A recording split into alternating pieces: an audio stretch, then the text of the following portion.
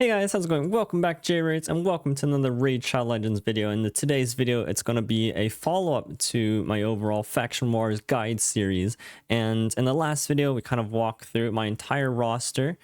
Go check it out. I'll link down below in the description.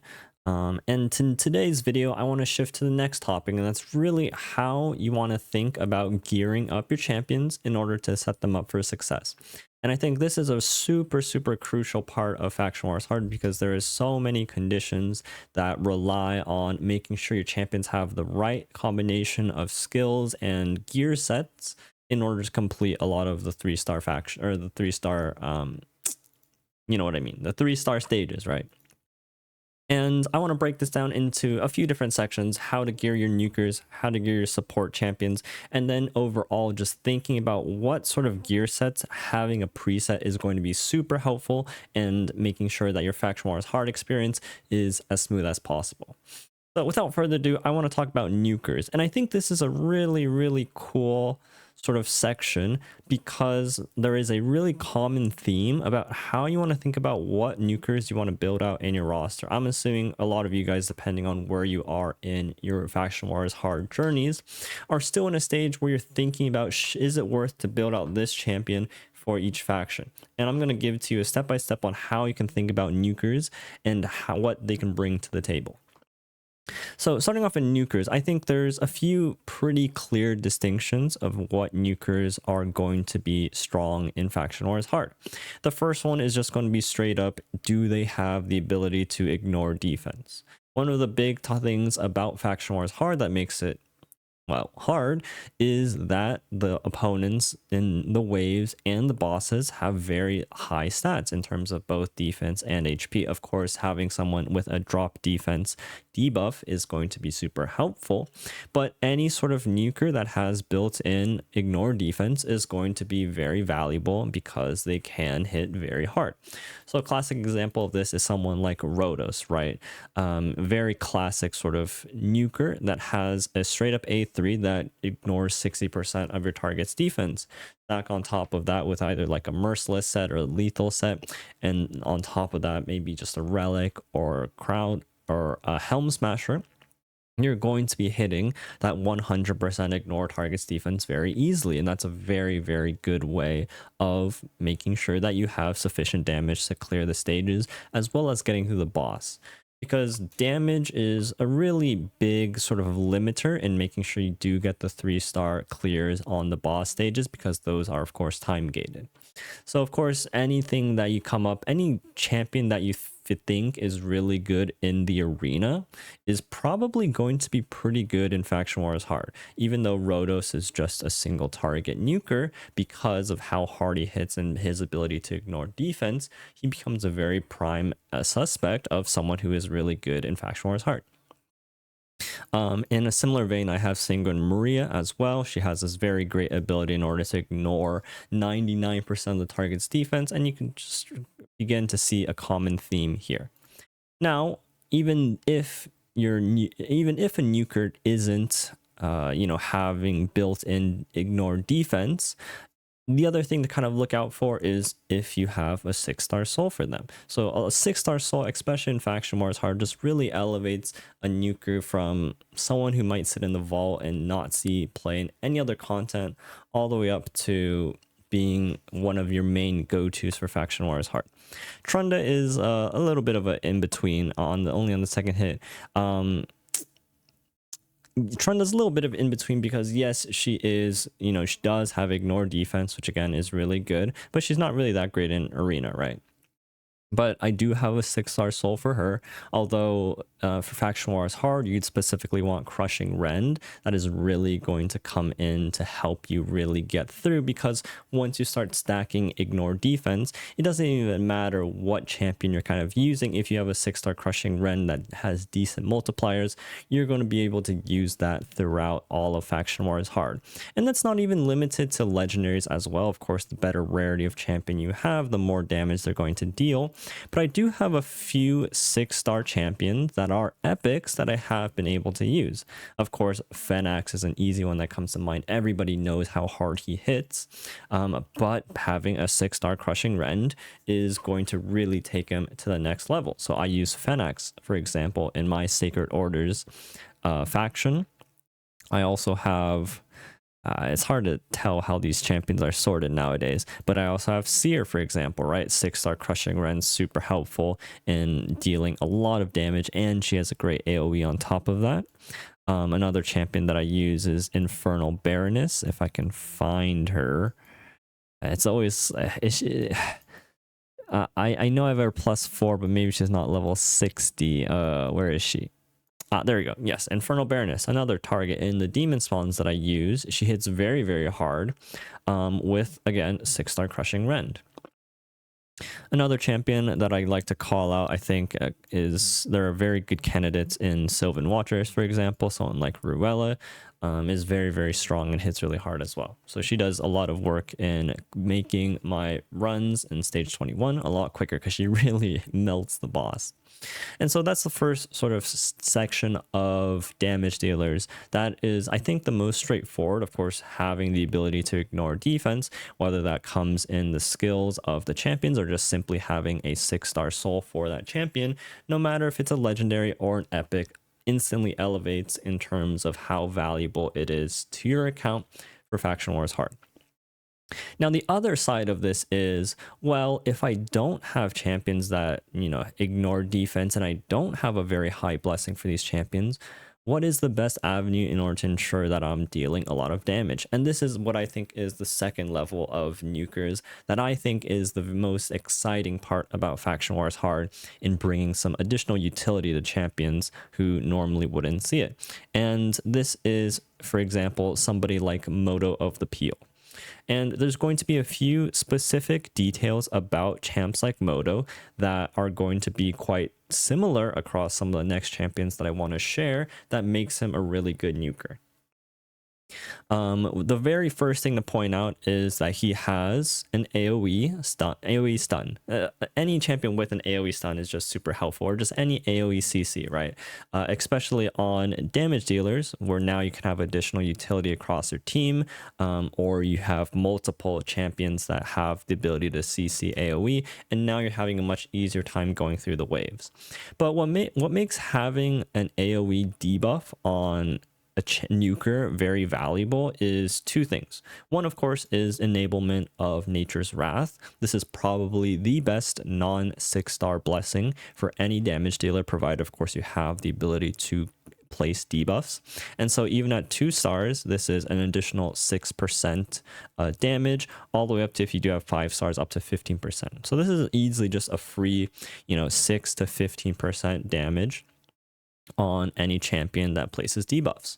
Now, that's only a small portion of what having debuffs enables. The much bigger thing is the Erethi Coronet. Now, this is where the big boy damage sits, and this is probably what separates just between a nuker just kind of piddling around and a nuker just being able to one-shot waves, because it's not it's no secret that the way to deal damage is just simply to have more damage modifiers, right? And Erethi Coronet gives you an additional 30% damage on top of that, right? Nature's Wrath at 2 stars gives me 6%. Erethi Coronet gives me 30%. Of course, at this stage, I would need to place 10 debuffs in order to do so, but that would simply just be, 2 AoE stuns, for example, right? And then, of course, Moto also places a decreased defense as well as stuns with his passive, so he has more ways of being able to ramp up his Erethi Coronet. But on top of that, Erethi Coronet has a circle gem slot, which gives the opportunity to gain an additional 30% damage with the circle mythical gem. Yes, it is a mythical gem, but being a circle gem, it is a lot easier to acquire these because you can get them from Chimera rewards. You get an additional 30% damage once you kill 3 units or 3 targets, and that's fairly easy because you're a nuker, right? So you have 30% damage from Erethi Coronet. You have another 30% damage off of this gem. You have 6% damage off of Nature's Wrath. And, you know, this 33% damage, yes, anybody can have like this circle gem, right? But this 33% damage that you're getting is free because you have a nuker that is able to place debuffs. And I'm going to point out a couple of other champions that have completely excelled in this role because of this, because of these characteristics, right? Someone like Edward, again, you see the exact same setup. I have Erethi Coronet, I have the Bloodthirsty Prowess, right? And, you know, he has this ability to place AoE sleeps. He places his ensnares, right? Which is another very good way of just spreading debuffs and ramping up his damage. And another thing to point out is a lot of these champions are going to be attack based nukers, and there is a particular sort of reason for that, is because one, I think attack damage nukers just generally hit harder. It's much easier to have them hit harder, and two, it's that it's very easy to get 2 stars for them. A lot of these champions, you'll notice that they have 2-star blessings on them. And that's simply because I've bought the blessings for them in the shop. I bought the 1-star blessing and then the 2-star blessing. And that's just what, 20 plus, what, 40? It's 60 silver essence to get a very noticeable damage boost with additional 600 accuracy, as well as a little, or 750 attack, as well as 7,500 health, right? So for a lot of these champions, I'm actually spending silver essence to invest in them for Faction Wars specifically in order to get them at that 2-star blessing for Nature's Wrath, right? And so these are 2 champions that obviously fit this bill. Another champion that I want to highlight is what I've used for the longest time in High Elves, and that's Basilisk Rowanus. Again, these champions I've called out as really MVPs for my factions because I just don't have either 6-star blessings for, you know, better champions, or I just don't have better champions to select with. And again, he has an AoE stun, again, super useful in being able to crowd control the waves, and he hits fairly decently with also having an ability that ignores target's defense, right? Another champion that kind of falls into the same space, Chugger, he places out tons of debuffs. You're going to get Erethi Coronet ramped up after 1 wave, right? He places decreased defense, he places poison, he places the sleeps with his A1. So he's going to ramp up his Erethi Coronet straight away up to 30% extra damage. And, you know, of course, attack-based damage dealer, 2-star blessing, Nature's Wrath, Erethi Coronet. I don't actually have an additional 30% damage on him, but this is the same pattern for a lot of my damage dealers across the board. Let's see if I remember one else that I'd like to call out, but this is the pattern in choosing your nukers, right? If you have champions that can place debuffs, they are going to be very valuable, right? Even Crowcat, for example, right? He places Weaken and Leech, of course, those are fantastic debuffs, but because he is able to place out debuffs, he is a fantastic candidate for Erethi Coronet, which is fairly accessible, being an epic relic, being able to stack up an additional 30% damage. And if you, depending on the level of blessing that you have, you know, this is going to be an additional 15%. So I get a free 45% damage just for playing a nuker that is able to place out debuffs. So that's really key in building out a lot of your nukers. Michelangelo, another fantastic example of Nature's Wrath, Erethi Coronet kind of setup. This is just how you are able to ramp up your nukers in order to get them to deal damage, right? So obviously, if you have some way of ignoring a lot of defense, whether built into the kit, that is going to be fantastic, or a 6-star Crushing Rend. And then the second one, of course, is building out a nuker that is able to place debuffs, so you can stack up things like Erethi Coronet as well as Nature's Wrath, but also have the ability to just be able to buy, like, you know, fairly small blessings. Like if you had to buy a 3-star blessing for a defense damage dealer, all of a sudden that's an additional 120 essence, right? And that's a fair amount, not insignificant, but, you know, it's fairly costly, right? An additional, I think this is a fairly simple call out that most of you have probably already done, assuming you guys are clearing Faction Wars hard, and that's really just the live arena bonuses or the live arena area bonuses for Faction Wars. And this is a little bit different than like the sort of classic arena ones because you very importantly get ignore defense, right? So you can get an additional 20% ignore defense for free. And of course, any of the other stats, right? Whether it is getting the extra accuracy, the resistance, crit damage, speed, whatnot, right? But the most important one is this additional 20% ignore defense, which is almost as much as like a savage set, right? Or a merciless or lethal set.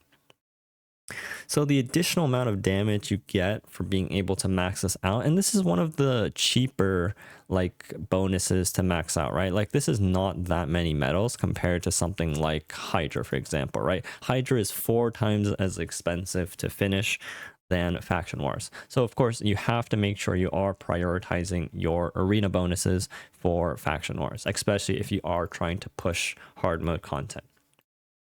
In terms of like actual gear on to your nukers, I think, you know, it's fairly standard. For example, like when I use Crocad, I have, you know, classic lethal stone skin setup here that I use. I could probably put him in merciless if I wanted to. That's another option. But you pretty much just use whatever kind of quote unquote nuker gear or nuker setup that you have. A lot of times I'm just ripping gear off of like my arena nukers, right? This is coming off of my Solinar, for example. If I look at my preset for somebody like Chagger, for example, right? I'm ripping off gear from my Marius. And so building out your nukers is fairly simple. You can just simply slap on any sort of nuker loadout that you have, whether it is for PvP, whether it is like your PvE sets. For me, you're going to see a lot more PvP like setups because they're just faster, right? The difference is whether or not you have like lethal stone skin versus like 6-piece merciless, and my 6-piece merciless sets are fairly slow, which is sometimes an issue in Faction Wars Hard because enemies are usually at like the 300 speed level. So just making sure that you are able to go first when needed, depending on the nuker and depending on if you have speed boosters on your team, can kind of sway how you want to gear your nukers. But overall, just slapping them into your just classic loadouts for arena or for Hydra or whatnot is just an easy way to go. Now, moving on to the supports, and I don't really think I need to say like what makes a good support. Of course, just having the ability to like place like block debuffs, have cleanses, heals if they revive, right? Usually, most of the time, you are going to have some fairly sufficient support champions. So I'm not really going to cover what support champions are good, but I'll just more so touch upon how I think about building out my support champions.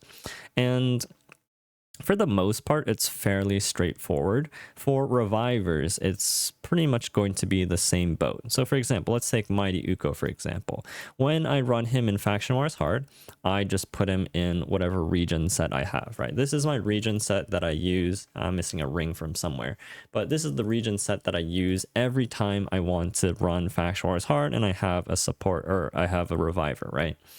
Having a region set is just really nice in ensuring that if everyone else dies, especially possible during the bosses, especially important for the bosses that do have the heal swap mechanic, having built-in sustain into your champions is very, very valuable, right? Just being able to heal every time you take a turn is very important, especially against, again, the boss with the health swap. On top of that, I have an golden elixir, right? The only real purpose for these revivers is to survive, and being able to stack a golden elixir on top of a region set is going to be very valuable. And so you're going to see this very often, right? I'm just going to flip through a couple of champions that I use throughout Faction Wars Hard. I'll use Tagore, for example, if I can remember where he is. He should be +4.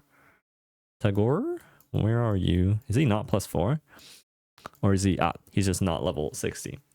But Tagore, right, for example, you're going to see I have the exact same 6-piece set for region equipped for Tagore, and then I have a golden elixir, right? What is nice about Golden Elixir is there's some very, very easy gems that can boost the overall utility of your revivers. And there's this one circle gem that bosses deal 5% less damage to the wearer. Fantastic against Faction Wars hard when a lot of bosses are ignoring defense. And then fills the wearer's turn meter by 10% when their HP drops below 50%, right? This is very good. It synergizes with Golden Elixir because you're going to get a heal after you drop below 50. And if that heal doesn't bring you above 50, you get more turn meter to get to the region set that heals you above 50, and then your Golden Elixir activates again, right? So it's just very easy to have very accessible gems on a Golden Elixir, which is again another super, super accessible relic that I just kind of throw around as part of my standard sort of setups, right? I'm just going to flip through a few more examples. Director Wrath, right? She is my reviver for the Knight Revenant side. If you go into my preset manager, well, guess what? You're going to see the exact same setup. And then again, the exact same Golden Elixir. In this case, I'm missing a gem, but you know, who cares, right? So you're going to see this same pattern, and I'm even going to go into my equip and I'll show you guys. All my Golden Elixirs are probably going to be on champions that are Faction Wars revivers. I have Kinagashi, Faction War reviver. You know, on my Duchess, Faction War reviver. Although I don't have Duchess in the words. I don't have Duchess in the region set. I have her in like a protection set instead. But you know, Director Drath, Uko, or Mighty Uko, yes, and then Tagore, right? And it's mostly because these champions don't actually have that much sustain in their kits. There's some exception between like, you know, Rector Drath, but for example, Duchess doesn't have any heals. Ugo doesn't have any heals, right? So for champions that don't have heals, Kinagashi doesn't have heals. Having this extra sustain is going to be quite useful. But even so, even for the champions that do have heals, for example, like Pythion or whatnot, I still use the exact same loadout on him because it's just nice to have a little bit more of that insurance in case things go wrong. So for the most part, my revivers, I will just throw on the same regeneration set, and I'll put on a Golden Elixir if I need to. But for the other part, you know, if a champion brings in buffs or brings in a good amount of debuffs, then I will opt for just being able to put them into either a protection set. So like Donatello, for example, I might throw him into a 9-piece protection set because he brings in 3 buffs, right? And that's an additional 15% damage. And so again, a lot of it is, one, do I need the additional survival through the region set? If I don't, do I have buffs or debuffs to be able to put on things like 9-piece feral set or 9-piece protection set? And that's going to allow me to deal more damage and get through waves quicker, right? Krisk I would use in a 9-piece feral set, another classic support example, right? Senna I would put in a 9-piece protection set. Duchess, I usually put her in a 9-piece protection set because again, she puts out 3 buffs, right? Outside of that, there's a little bit of a flip-flop between whether or not I need my supports really fast, and that kind of varies based on stage. But someone like Kyoku, for example, which normally you think of her as like a damage dealing nuker that you might see in like Clan Boss. That's like one of the very first things that I use her for. But specifically against, you know, the stage 21 boss, I have her in a super fast set, and so she's going to be the fastest champion on my team. She's not out here to deal damage, but she's supposed to go in front of everybody in order to place out the block damage and the ally protect before the boss gets a turn, right? So it's just a little bit of a little bit of speed tuning here and there depending on how fast you need your champions. But you know, this set doesn't really provide anything, right? It's just fast gear, decent survivability, but overall it just, you know, it's kind of a whatever build. And so that's kind of the ground basis of figuring out, you know, what sort of gear you want to put on your champions. I think the one other call out specifically for a lot of supports that you can run, or even for nukers that I think is very, very nice, is 9-piece Mercurial. And oftentimes Mercurial is kind of relegated as this PvP set, but I think there's a lot of utilization that can be very valuable for Faction Wars Hard, even on stages that are against the boss, right? What is very good about 9-piece Mercurial is the fact that it is probably the most tankiest gear set in the game, and this is going to help you in any stages where, or any factions where maybe you don't have a reviver, for example, right? And so you are able to bring in 9-piece Mercurial in order to give yourself a little bit more protection, especially against like the hegemons of the world, right?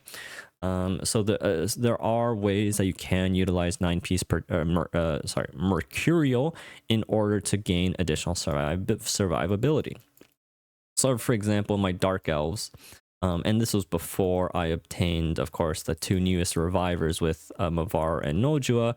I used 9-piece Mercurial on my Luria, or 6, or even like 6, right? Like you, as long as you have some level of Mercurial and total guards, of course, having 9 pieces is going to be the most beneficial and protective. Just having the total guard stacks makes a lot of waves in Faction Wars hard a lot easier, right? Whether or not that is the hegemon stages, then of course you can use something like Stone Skin instead. But if your champions are too fast for Stone Skin, then, you know, Mercurial might be a good example, right? But of course, against things like the hegemon waves, right? Having Stone Skin or Mercurial is going to be really valuable. Having these sets against the, where is it? The Shadowkin faction unity stages, right? Like against Tetsuya, who has this really annoying ability to steal turn meter and place True Fear and hit super hard. Very useful to have these sets against like even like the Orc faction. That's the Ogre, not the Orcs, but against like the Orc faction unities waves, right? Where there's Argaz and he does this super annoying AoE provoke ability that hits fairly hard, right? Having protective buffs across your team is going to be super valuable. But I'm going to call out even against some of the boss stages, and this one is very particular to the one with the ally attack one, right? Like the light blue boss, the cyan colored boss that has the 2 minions that hit super hard and has ally attacks. If your nuker, or if your support champions just aren't super tanky, and this was the case for me, especially in stage 21 of Banner Lords, my reviver was, if I can find her, my reviver was, where are you? You're not even level 60. I use Ursula, right? She's very squishy, right? Less than 1,000 base defense, only +2 ascension, only 2-star ascended, right? I don't have the 3-star for the extra defense. And oftentimes she would get one shot by the minions on stage 21 because they ignore defense, right? They pretty much ignored a lot of defense. They hit super hard. They can get buffed up by the boss, and that's super annoying. And so having a 9-piece Mercurial set on her was allowed me to have that much needed survivability. Even if it didn't block damage from the boss, I think a lot of the damage actually comes from the minions, allowing me to keep my reviver alive, allowing me to revive the rest of my team when needed, right? So there's a lot of actual benefits to 9-piece Mercurial outside the arena and in Faction Wars Hard. So if you can find opportunities to use it, if you think that you need that additional survivability against some really tricky waves, this is something that you can consider. And this is where I get to the next part and sort of the final segment of the video, and that's talking about global gear presets that is going to make your life 10 times easier when you are going through Faction Wars Hard. For the most part, I'm going to assume that the majority of you guys out there who are watching this video are probably not in the state where you can just slap on random gear that you have like just in your inventory onto your champs or Faction Wars. You can't gear out every champion for every team for every faction. I'm just assuming you can't do that at the level that is needed to clear the stages, and for the most part you are swapping around gear from a lot of your better champions onto your champions when you are trying to do and push through Faction Wars Hard, and that is the case for me. So a lot of times you're going to see, you know, I have the region set here, I have my Ninja Merciless set here, I have, you know, my other nuker sets all out here, right? I have my protection sets, I have my HP nuker set, right? From Embrace, I have my Solinar nuker set, I have my Tremarius set down here somewhere, I have my Alil set down here. I have you know, 3 different Mercurial sets down here, right? Like I have a tanky Mavara setup, I have an attack Nuker setup, I have my Donatello setup, right? So a lot of my Nuker and support setups that I use in PvP are in global presets, and I am just going to be able to use them when it comes to swapping gear onto factions. But that should be fairly standard, right? But on top of having just gear sets for clearing waves or farming stages, there are so many gear sets out there that are going to help you with conditional stages and getting those 3 stars, right? There's a lot of conditions out there that you're like, I don't have the right champions to do so, but a lot of them can be supplemented with gear sets, right? For example, if you have a stage that says like, refresh the cooldown of your abilities like 10 times, right? Automatically impulse sets, reflex sets are going to help you to achieve that. And so I have a 6-piece impulse setup in my global presets. For any like take extra turns, I don't have mythical champions, I don't have champions with extra turn mechanics. Well, again, you're gonna have to get a little bit more creative here. I have a relentless setup. I should have a 9-piece merciless setup as well somewhere, but it's so hard to kind of sort through setups right now. But again, for the extra turn ones, make sure you have relentless setups, make sure you have 9-piece merciless setups, right? These 2 gear sets that can give you extra turns. This is how you're going to get around some of these stages if you don't have the right champions. For, you know, the stage that you need to keep your allies above 75% health, I have a shield gear set. You can use bolster, of course, as well, right? For the stages I need provokes, I have a provoke setup. For the stages I need stuns, I have a stun setup. For the stages that, what else am I missing? For the stages that I don't think there are any hex stages, but I have hex gear setups, and so I have a setup for almost every possibility under the sun. And there are some extra setups here that are super beneficial in sort of ways that you might not expect. So of course there are stages that say place X amount of poisons, and having a poison set is going to be very helpful. But one of the harder stages in Faction Wars Hard, in my opinion, is killing units when they have 10 or more debuffs. And most of the time, yeah, your champions have 1 or 2, maybe 3 debuffs at most, but sometimes you don't have the champions that can easily get you up to 10 debuffs. And this is where a lot of these sets come in, right? Like poison sets, hex sets, provoke sets, stun sets. Being able to deploy some of these additional debuff setups for stages where you do need 10 debuffs helps a lot. And poison is a really good toxic set is a really good way of doing so, because you have a 75% chance of placing this debuff. It is so consistent at giving you the ability to place additional debuffs, especially on champions with an AoE A1, for example, right? So on my Lamasu, for example, I have a hex set on her, and that's another way of placing a debuff. She has that AoE A1. So for stages that I need additional debuffs, I have Lamasu, right? She places 2 debuffs on her A2, 1 debuff on her A1, and now on top of that, if I put on like a hex set or a toxic set, she's able to put out 4 debuffs on her own, right? Another example, right? Just anybody with an AoE A1 is going to be so helpful for you to get those 10 debuffs up if you don't have like the champions that just place debuffs, right? Like Geomancer if you need to. I'm not actually sure if this stage needs it, for example, but he has an AoE A1 that places a decreased accuracy, and then if you put a toxic set on him, all of a sudden you have an additional debuff, right? So going down this list, I'm just going to point out every set that I think you would very much appreciate having a preset for. So curse set I think is not super needed, but if you do need one, I think it's fine. Regen set, yes. Shield set, yes. Relentless, yes. Savage, lethal, just your standard nuker setup, that's fine. Destroy, not necessary. Stun set, yes. Toxic set, yes. Provoke set, yes. Retaliation set, yes. Big yes to retaliation. There are some stages that require you to counterattack or kill enemies by counterattacking or ally attack, and retaliation set is a very, very good way of kind of getting around that. Stalwart set, no. Reflex set, yes. Curing Set, no. Cruel Immortal, no. Divine Offense, no. Divine Crit Speed, no. Swift Parry, you don't know unless you have a 9-piece Swift Parry set. That's good for Nuker. Deflection Set, that's actually not bad. Like, you can potentially use a deflection set for the stages I do need debuffs on. I'm not actually sure if those stages, the units actually place debuffs. They might not, so this might not be super useful. Resilience, Perception, no. Affinity Breaker, yes. Big yes to Affinity Breaker. One of the more annoying stages is being able to, or just not landing any weak hits.